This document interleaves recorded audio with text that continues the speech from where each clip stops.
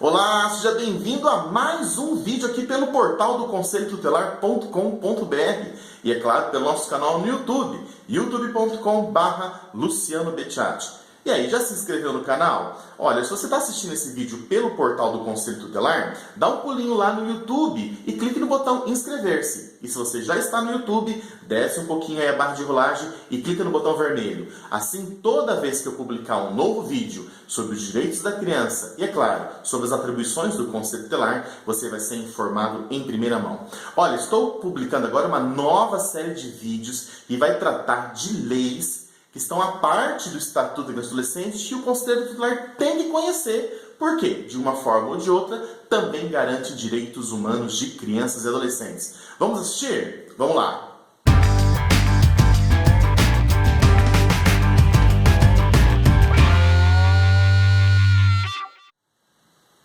Bom, você já ouviu falar de alimentos gravídicos? Talvez não, né? Olha, a lei é de 2008 e poucas pessoas conhecem. É a Lei 11.804 de 2008. Luciano, o que os alimentos gravídicos são? O que isso tem a ver com o Conselho Tutelar? Olha, eu separei aqui 7 itens para que você entenda o que são os alimentos gravídicos e vou terminar explicando o que o Conselho Tutelar tem a ver com isso, tá? Primeiro, eu preciso dizer que os alimentos gravídicos, item 1, é um direito da gestante. Porém, esse direito da gestante impacta diretamente no direito à vida e saúde que toda criança e adolescente tem. Tanto que o artigo 8º do Estatuto da Criança e Adolescente, quando eu li essa lei pela primeira vez, eu fui direto, na minha mente foi direto ao artigo 8º. Você já leu o artigo 8º? Olha o que diz o artigo 8º, que a gestante tem direito à nutrição adequada. Então, olha só que interessante. Dentro do direito à vida e saúde, fala da gestante. Quer dizer, olha a legislação reconhecendo o direito da criança que ainda está no ventre. Não é verdade? Porque quando você fala em que se aplica o Estatuto da Criança e Adolescente, ele se aplica à criança de 0 a 12 incompleto. A criança que está no ventre não está no 0 ano ainda, né? Mas o Estatuto já garante a ela algum direito quando diz que a gestante tem direito à nutrição adequada. Então, eu penso que os alimentos gravídicos é uma complementação ao direito à vida e saúde que está lá no artigo 8º, que diz que a gestante tem direito a uma nutrição adequada. Vez ou outra, eu recebo essa pergunta em alguns eventos ou pelas redes sociais, né? Olha, encontramos uma gestante, né? Uma gestante procurou o Conselho Tutelar, está numa situação de vulnerabilidade extrema, situação de miséria. O Conselho Tutelar pode requisitar algo pela essa gestante? Usando o artigo 8º do Estatuto, eu penso que sim.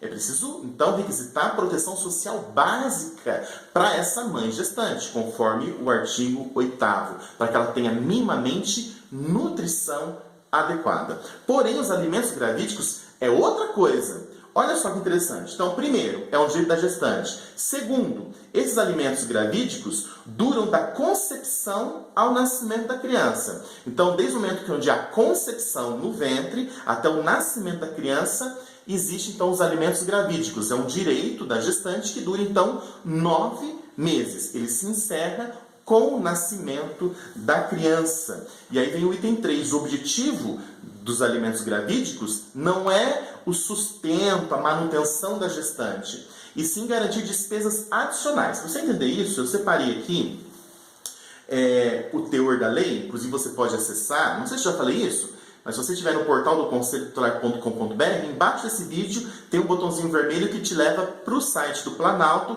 que tem a lei na íntegra, tá? Baixa essa lei, tá? Na íntegra, que é bem bacana. Olha o que diz o artigo 2º da Lei 11.804 de 2008. Diz assim, os alimentos de que trata essa lei compreenderão, quando a gente fala de ação de alimentos, né? Não diz respeito só à questão fisiológica, diz questão financeira mesmo. Até lá, os alimentos de que trata essa lei compreenderão os valores suficientes para cobrir as despesas adicionais, e nenhuma palavra está posta na lei sem objetivo para estar ali, né?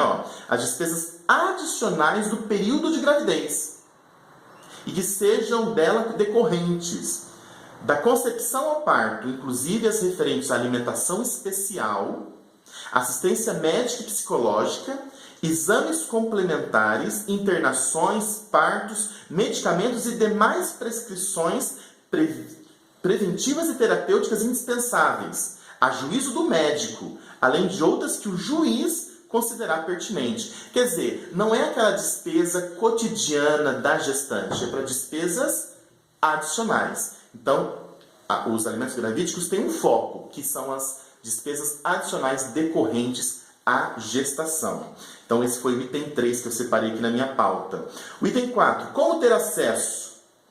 Como que a gestante tem acesso a esse direito? Olha, se não for consensual, então é importante orientar essa gestante a procurar o suposto pai, o possível pai do bebê, e se não for consensual, aí não tem outro jeito. Tem que entrar com uma ação na justiça para obrigar o suposto pai a pagar os alimentos gravídicos. Interessante que a ação de alimentos gravídicos ela corre muito rápido na justiça, porque a justiça entende essa prioridade, essa urgência, porque é um direito que dura um período de tempo, né? São 9 meses apenas. E a partir do momento que a grávida entra com esse recurso, por exemplo, o suposto pai tem apenas 5 dias para se defender, para recorrer, para se manifestar na justiça. Olha que interessante.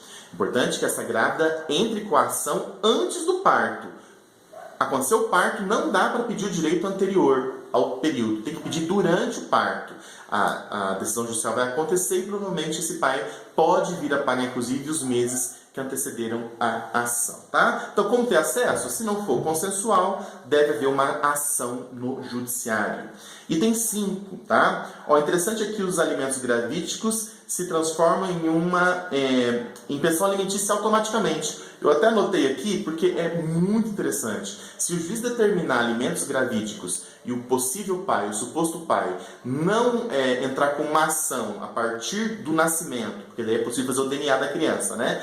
Para contestar essa paternidade, os alimentos gravídicos se transformam automaticamente em pensão alimentícia. Quer dizer, a partir do momento que um bebê nasce, acabou os alimentos gravídicos, virou pensão alimentícia. Então o pai, para deixar de pagar, tem que provar que o filho não é dele. E aí é possível, então, entrar com uma ação, pedir o DNA, provando que não é, deixa de pagar. Interessante dizer também que o juiz não vai determinar devolução de valor pago, porque esses alimentos já foram consumidos. Eles não são devolutivos, não podem ser devolvidos, né? O que pode o pai entrar com uma ação por danos morais, por exemplo. Mas daí é uma outra história, né? Agora, item 6, olha que interessante. Como que prova? Não é? Como que essa gestante vai provar que ele é o suposto pai para a justiça já garantir os alimentos gravídicos? Não é? Bom, a lei ela foi omissa em algumas questões, inclusive quanto a isso. Porém, já temos julgamentos que provam que, havendo testemunhas, troca de e-mails, mensagem em redes sociais, que comprovam que existia um laço afetivo ali e que é possível, sim, o juiz, com base nisso, vai definir alimentos gravídicos. Esse foi o item 6. E para quase terminar, o item 7, não é? E se o pai for um adolescente, quem paga os alimentos gravídicos? Se o adolescente não tem condição de pagar, por exemplo, os avós paternos.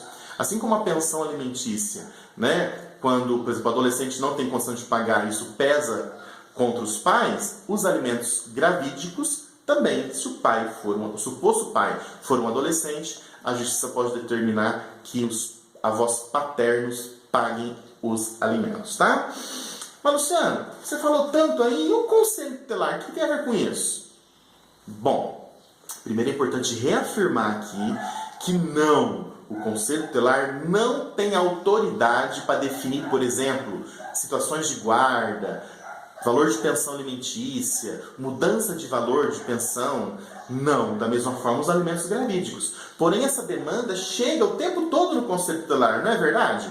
E aí o Conselho Tutelar, como servidor público que tem que atender bem essa população e orientar. Se chega uma mãe ou um pai, por exemplo, um pai, falando, olha, eu quero ter direito de visita ao meu filho. Você vai ouvir essa queixa do pai, você vai inclusive anotar o atendimento, que foi um atendimento que você fez, e ao término da história você fala, olha, o Conselho Tutelar não tem autoridade para definir guarda, para fazer acordo, nem de pensão, o senhor tem que acessar a justiça, contratar um advogado ou nas cidades que tem a Defensoria Pública, procurar a Defensoria Pública. Em alguns lugares tem faculdades de direito, né? Eles têm as escolas de aplicação do direito, talvez buscar um lugar desse onde existe acesso gratuito à justiça, né? Para poder resolver essa questão. Mesma coisa os alimentos gravídicos. Se uma gestante aciona o Conselho Tutelar, até por dificuldade de alimentação básica, você pode requisitar da proteção social básica o atendimento de nutrição básica dessa gestante, conforme o artigo 8º do Estatuto do Adolescente. Agora, os alimentos gravídicos, que constituem uma outra coisa,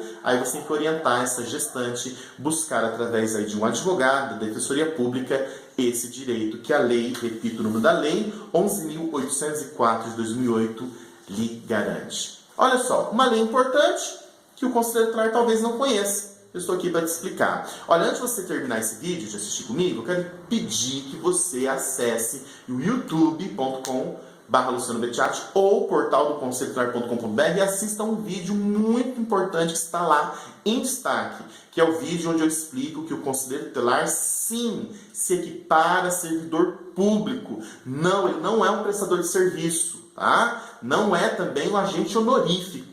Ele é um funcionário público no sentido amplo. E é importante que você assista esse vídeo. De todos os vídeos que eu publiquei na internet até agora, este certamente, que o Conselheiro Tutelar se equipara a servidor público, é certamente o mais importante. Gostou do vídeo? Deixe já seu joinha aqui embaixo e se inscreve no canal. Até o próximo vídeo. Tchau!